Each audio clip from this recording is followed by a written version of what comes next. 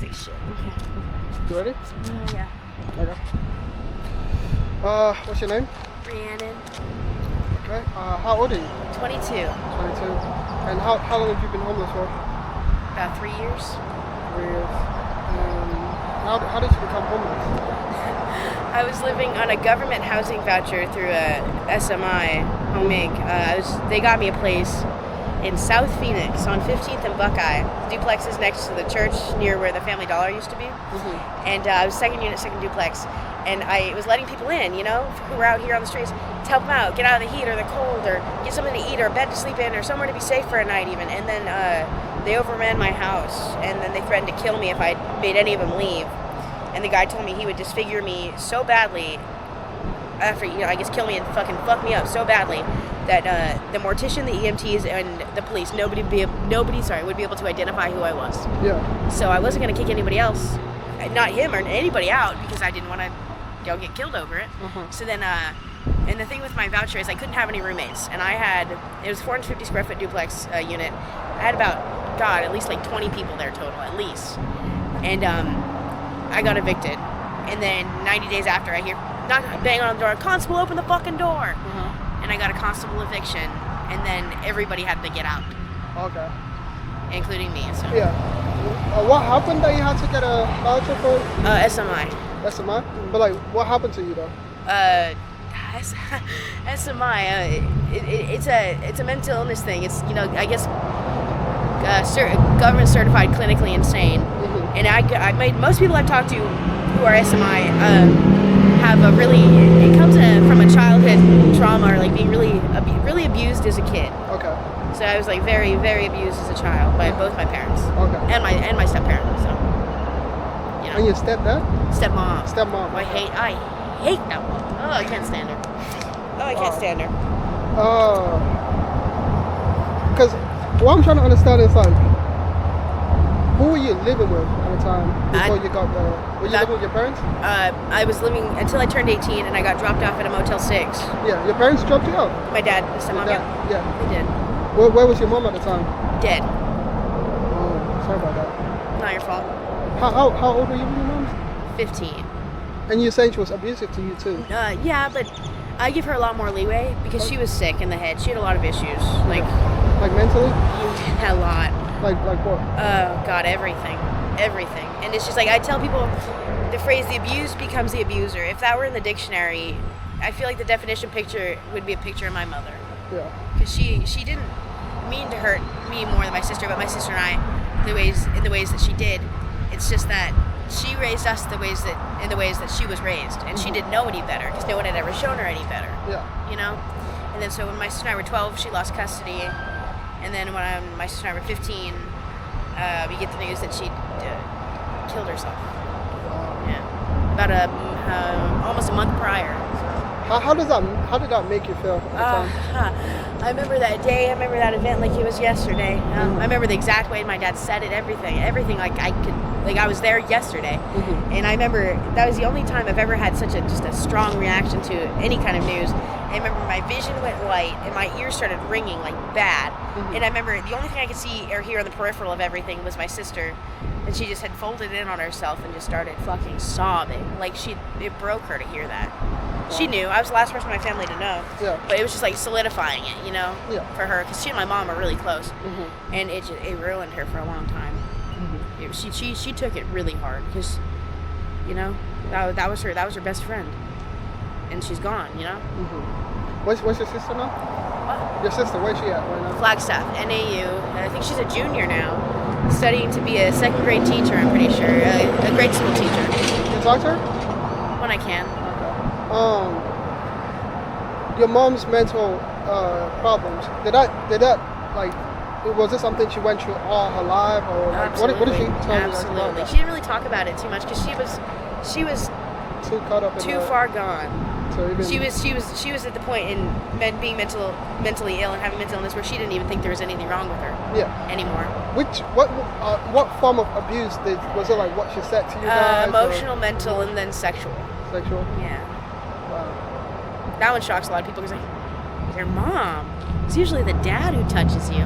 Yeah. No, He just had to be court ordered to stop watching my sister and I shower when we were like 10. Your dad was watching your sister in the shower? No, watching my sister and I shower when we were 10. Up until we were 10, and the court had to tell him to stop. But it wasn't him. It was my stepmom wanted him to do it, and he did everything. He did and does everything she wants him to do. Why would your stepmom want that? Because she's a weirdo. She's a bitch. Yeah. I can't stand her. So like by the time you were like 10 or like your dad already had he got sole custody when we were 12. When we were 3, he got joint custody because he didn't even know my sister and I had been born or even existed until we were a year and a half. Okay. And so you're a twin? Yeah. Okay. She's a minute older. Okay. And it's people always ask me, and I'm like, yeah, they do. She held it against me basically her whole childhood. I'm the older twin. I'm the better twin. And then I don't know what made me just feel so just inclined to tell her. I'd be like, yeah, well, you're a minute older. You're gonna die a minute before me, then, huh? Die first, then, bitch. You know.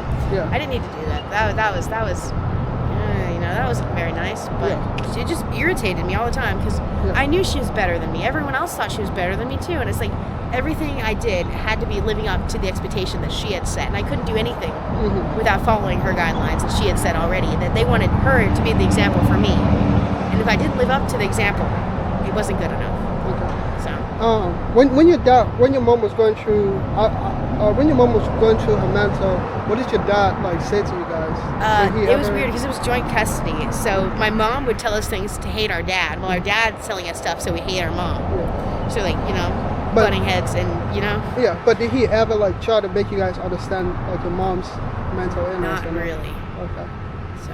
Wow. I think it's because he could. I think he wanted to. It's just his wife would have never let him do that because she hated my mom. Does your dad have any other kids? Other than my sister, I know. No. Not that I know of. And at what age did your mom start abusing you?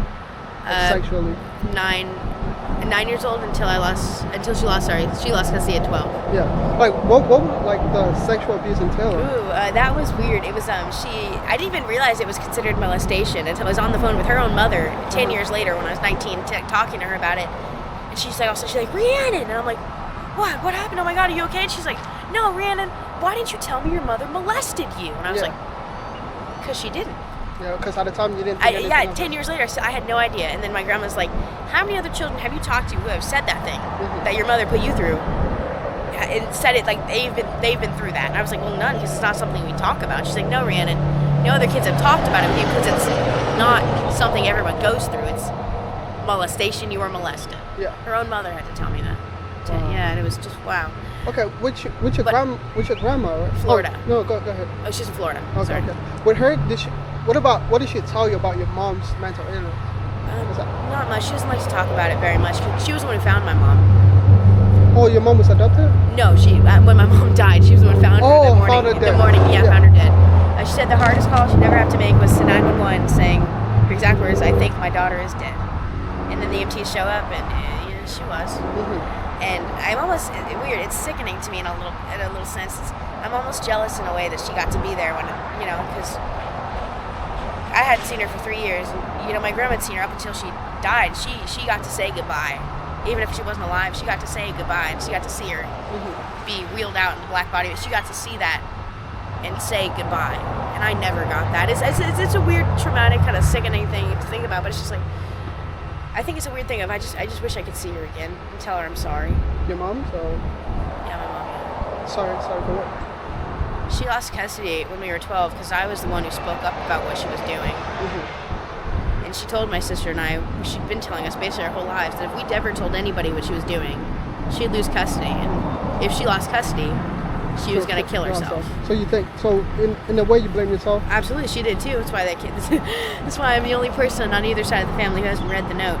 Yeah. Because she blamed me in it, so. I remember I asked my grandma, I was like, do you think I'll ever be able to read that? She's like, no. She wouldn't let you, huh? She won't, because she doesn't think, I said, when do you think I'll be able to read it? She said, I don't think you'll ever be ready to see something like that. Your own mother telling you that I'm going to kill myself, and then she did. She successfully died by her own hand, and she's blaming you. Yeah. If they were my kid, my grandkid, I'd never let them read that. Yeah. Because it set me way back. I'm out here, I'm having a shit time.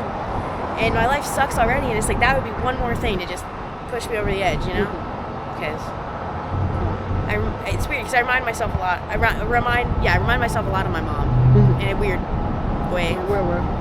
Way of like, you know, a way out kind of thing. Because my mom was actually the one who told me about that. She said, well, if you ever, not as verbatim, but kind of an activity, something happened when my sister and I were 9, and kind of showed me that if something ever goes wrong to the degree that I can't take it anymore, then there's always a way out. No matter what, I can always kill myself. It's always a way out. You know, and it's like, this sounds so stupid and like evil, like towards yourself, and just malicious and stuff towards, you know, internally, and just stupid, you know, because it's like, wow, you can't just solve your problems. It's like, not when it's problem after problem and you don't know how much more you can take, you know. And how did she kill herself? Did she like overdose? But it wasn't on drugs or anything. It was weird. It was on over-the-counter pain pills like ibuprofen, Advil, Aleve. Yeah. And it's weird because a year later, I took, I think, between 50 and 60,000 milligrams of ibuprofen. And they still said the nurses at the hospital told me my dad, it would have taken me 2 weeks to die. She died in a period overnight. She died overnight. Yeah. And I took about 60,000 milligrams of those fucking things. How many did she? Oh my God! How many did she take? Jesus. Were you trying to kill yourself? Oh, absolutely, yeah. Yeah. For real? Yeah. Wow. You know, it's just been a thing I struggle with. So sometimes you feel like there's active suicidal ideation and there's a passive, and it's always passive. It's always there. You know, the what if? Wouldn't it be nice? But then when it gets to be like something they can institutionalize you or hospitalize you over, is when you get active and you actually start trying to, or making threats and, you know, being serious about it. Yeah. But I mean, it's always passive. It's always in the back of my mind. Like, I'll keep this back here just in case. Yeah, you know? but like, what takes you there? Like, what are you thinking about? Depends. It always depends. At the time when you took those, what happened? Just fighting with my stepmom again. And all we did was fight. All we did every night, we screamed just obscenities, like fucking horrible things at each other, and just scream and curse. And sometimes I'd get physical with her, and then I'd threaten to kill her. Then she'd say, I'm gonna call the cops if you say that again. And then they set up all the cameras in the house, and I couldn't do anything with that. So, you know, I couldn't do that anymore because they were gonna watch me do it. So, and it's just a stress. 16 was a really weird year because it was like a stressful fucking year. It's just, oh my God, it was miserable. A lot of shit was going on, and I couldn't take it anymore. And finally, I forget what it was. It was something broke the straw that broke the camel's back, and I just fucking went ape shit, and I just fucking lost my mind. Yeah. And I couldn't take it anymore, you know? Yeah. So much has happened to you, and you're only 22. I know. How did your sister feel about like you doing that? You said SMI and taking the drugs and stuff? Oh, because SMI and the drug addiction are two separate things. I'm SMI, she's happy about that because she knows it's how I get my insurance, how I get when I have my voucher, my housing, how I get my, you know, paying for my medications I take, psychiatric and physical, and how I get my appointments, my referrals to like neurologists and stuff. I need to do that too. I need to go see a neurologist again. But how I get like, you know, able to be. You used to get that being out here? Like, oh, SMI, yeah. Yeah. Yeah, it's like it's a state thing. It's a thing. It's like a label. It's on your record. It's you know. It's so you just went to any hospital? Or? No, I have a clinic. I go to the Taros on 23rd and Olive. Okay. Well, I went. I haven't been. Technically I'm still a patient there, but I haven't been there in over a year. Okay. So I mean, I go sometimes to pick up my mail, but I haven't been there to take my meds, pick up my meds, do my appointments in over a year, probably almost 2 years. Okay. So. How about like you almost killing yourself? How did you feel? She was at 16. They were used to it. I was doing it every other fucking day.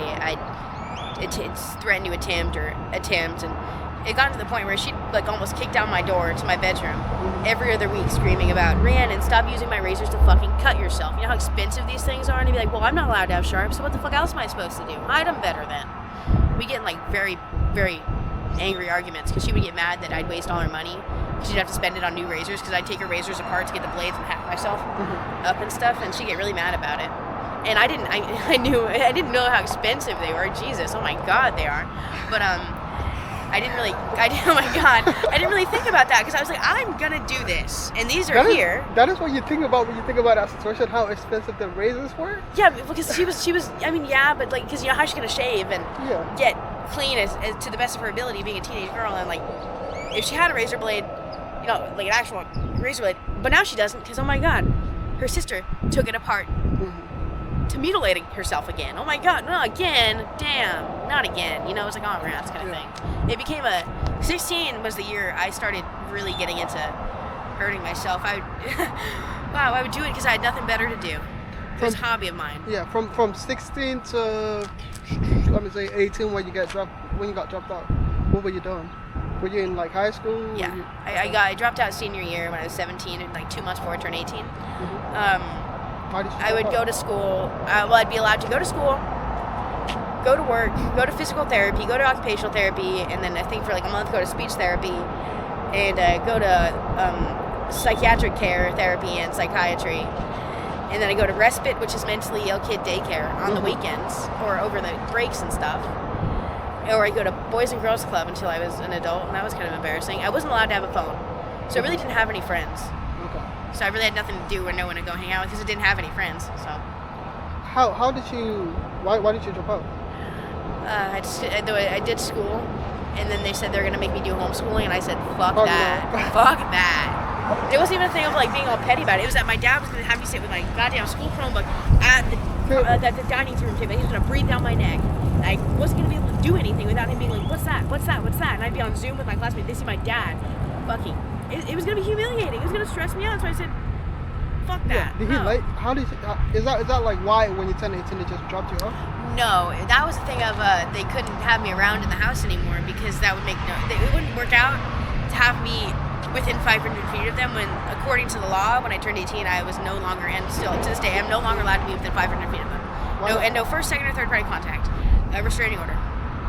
You have a restraining order? No, they have one against me. What? Because I mean, the cameras, everything, like I said earlier, I mentioned the cameras they set up everywhere. Yeah. The threats I'd make against my stepmom. They weren't threats. I was gonna kill her. Okay. I was gonna fucking kill her. I hated that woman. I hated being in that house. And it was to the point I was ready to do whatever it took to get the fuck out. Yeah. Oh, it was miserable there. Oh my God. Damn. At what age did they get a restraining order? Is it when 18. You turned 18? It went into effect the day I turned 18. So just right when you turned 18, it was like... Yeah, bye-bye. Yeah. Well, no, my dad and I had a moment in the motel lobby. Mm-hmm. I remember that day. It's one of the most important days of my life. Not best. God, one of the worst days of my life. But one of the most important experiences I've ever had was with my dad that night. I remember my stepmom was in the van honking the horn saying, "Adam, hurry the fuck up," because he had to help me get my bags in. And then finally he looks at me and he's like, "I need to go." I was like, "I know." And he looks at me and he's like, "I love you, Rhiannon." And I was like, I wasn't ready to tell him I loved him too, because I don't know, I was a really petty, like indignant kind of like, what's the word, just kid who wasn't ready to admit my wrongdoings in that sense and say that, because it would mean I was admitting that I had some part in the downfall of our relationship. Yeah. So I remember I looked at him and he hadn't gotten joint custody until we were 3. My sister, I said, "Thanks for the last 15 years, Dad." And then he grabs me and he hugs me, and then I hear him start crying, and then I start crying, and then he pushes off and he said, "Good luck, be safe, I love you." And I said, "Thanks, Dad." And then he walks out, and that was the last time I ever really saw my dad, and he knew I was there. Yeah. Last time I really actually ever saw my dad. You haven't talked to him again? I can't, legally. Legally, okay. The order's still in effect. He just renewed it last year. Would you want to talk to him again? Absolutely, I would. What would you say to him?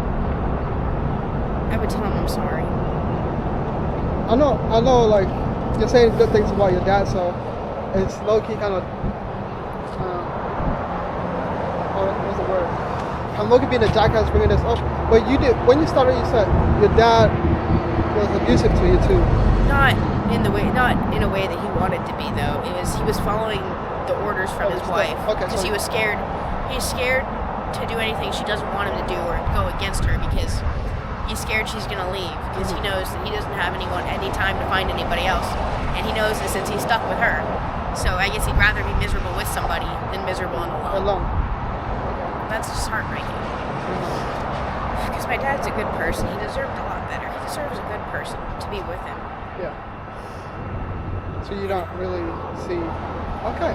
All right. I see where that was going. Wow. You said so much. I have so many questions. But let me just take it away from your family a little bit. Just so I don't want you to be crying on camera or nothing. No, it's good. It's good. This is a safe space. So, Damn. So much has happened to you. So much. Right now, being on the street, right? I know you said like you don't really have any friends growing up, but like I've seen you a lot. I see you hang out with a lot of people. Would you say you have more people around you now than? Absolutely. Yeah. And what's the word? Being, would you rather be here or would you rather be live with your stepmoms? I'd rather be out here any day. Yeah. I hate that woman. I hate that woman. People tell me Rhiannon, hate's a strong word. I'm like, it's a strong fucking emotion. You think I don't know what it's like? You're nuts. I know exactly what it feels like to hate a person. And I tell people that if my stepmom taught me anything worthwhile, it would be how to properly, wholeheartedly, with every ounce of your being, hate somebody. She taught me how to do that, so thanks. Yeah. Thanks, Gina. I hate your guts. Okay, now you're 22. Yeah. How do you still see yourself in like 5, 10 years down, 20 years down the line? Like, do you have any plans or what is your mindset right now? 5 years, 10 years for sure. 5 years, I don't know. 10 years, I want to have started I want to have started a family. Okay. I want to be out of this life, and I want to be better, somewhere better, doing something better. Surrounding myself with people who are better, and not to be rude to anyone out here, but it's like we're not the best influence. It's like if I'm starting a family, everybody out here knows that we are not the people that I'd want to raise my kids around. Yeah. By any means. That makes, yeah. Oh my God. Yeah. But so I want to be somewhere better, and I want to be more content, happier, but more content overall. Content is like overall, pure actual happiness. I want to be more content with my life and who I am and what I'm doing, and the people I surround myself with, and what I've done, and where I think I'm going. And I want to be able to think to when I wonder, would my mom be proud of if she's looking down on me, would she be proud of who she sees? I want to be able to know for a fact that she would be. Yeah. Because right now I don't. So even after everything, you still want to make your mom proud? I do. I think that's why I'm still here, if anything. In my head, it's to live the life she never got to. Yeah. What about, how does your grandma feel that you're out here? My mama, I haven't talked to her in so long, and she has dementia, and she's dying. It scares me when I go for such a long time period without talking to her, because I'm afraid I'm going to message her, and then we get a message from like my aunt or my sister saying, oh, by the way, mama died. And that's the thing is, mama, she's my best fucking friend. My grandma, she's my best fucking... The hell? She's my best friend in the whole fucking world. Yeah. Above anybody. Does she know that you're homeless? She thinks I'm sober though. Okay. So I haven't been honest. She thinks I've been sober for probably 3 years. I haven't. I just ever in that 3-year period, I couldn't take it. Her being so worried about me. It was a selfish thing. I couldn't hear the worry and the just heartbreak in her voice. And so I told her I was sobering up, so she wouldn't be so scared anymore, and so she wouldn't. Because I knew her time was coming, and I think she knows by now. She has to know she's not going to be here long. How old is she? She's 83 this year. Oh, damn. Yeah. She's old. But okay. So it's like I didn't want her to be dying and then die knowing that her granddaughter is a drug addict, and die thinking in any way that I chose substances over her, because I would never. So that's why you don't want to really reach out to her. I talk to her all the time, and when I can, it's just I don't ever mention drugs. If she ever, how's being clean? She doesn't really mention it, but if she ever does, oh yeah, it's been hard, but I'm getting through, blah blah blah. Make something up, because I couldn't bear to listen to her. Just, oh, why wouldn't you tell me you're using? And oh my God, have you been safe? Are you okay? Yeah. And can't help, and she'd probably start crying, and it's just, she's already had so much heartbreak in her life. I couldn't put her through more. Does she have any other kids, or was it just your mom's? My aunt. Okay. Aunt Karen, yeah, my mom. And you said you had like with the mental stuff, where they put you in the SMI. What did you have? What were you struggling with? Anxiety, PTSD, bipolar 1, which is manic depressive, borderline personality disorder, schizoaffective disorder, which is schizophrenia, but you have a mood, bipolar and or personality, borderline disorder. So I am schizoaffective because I have a mood and a personality disorder, and those two things cause hallucinations or can. So it makes you no longer schizophrenic, but under schizoaffective instead.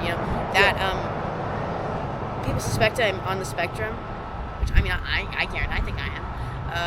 What spectrum? Autistic. Autistic.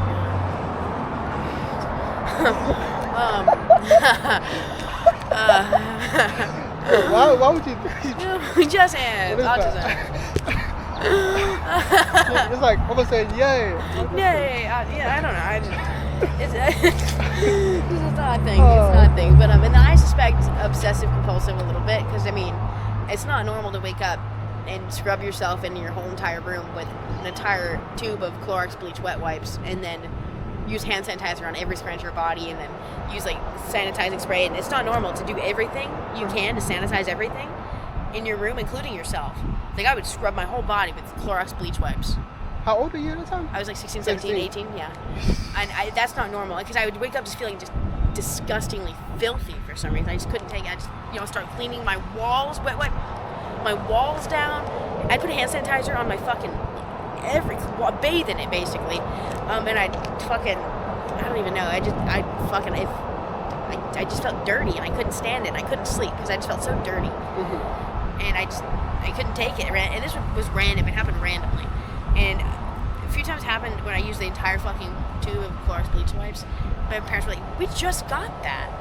The fuck is it gone already? Oh my god!" And I'd be like, "I don't know how that happened."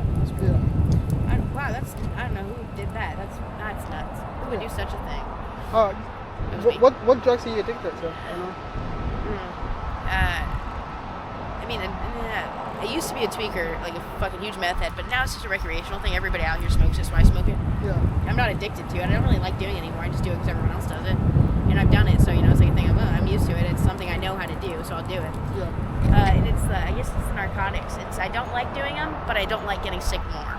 So when you don't do it, you get sick.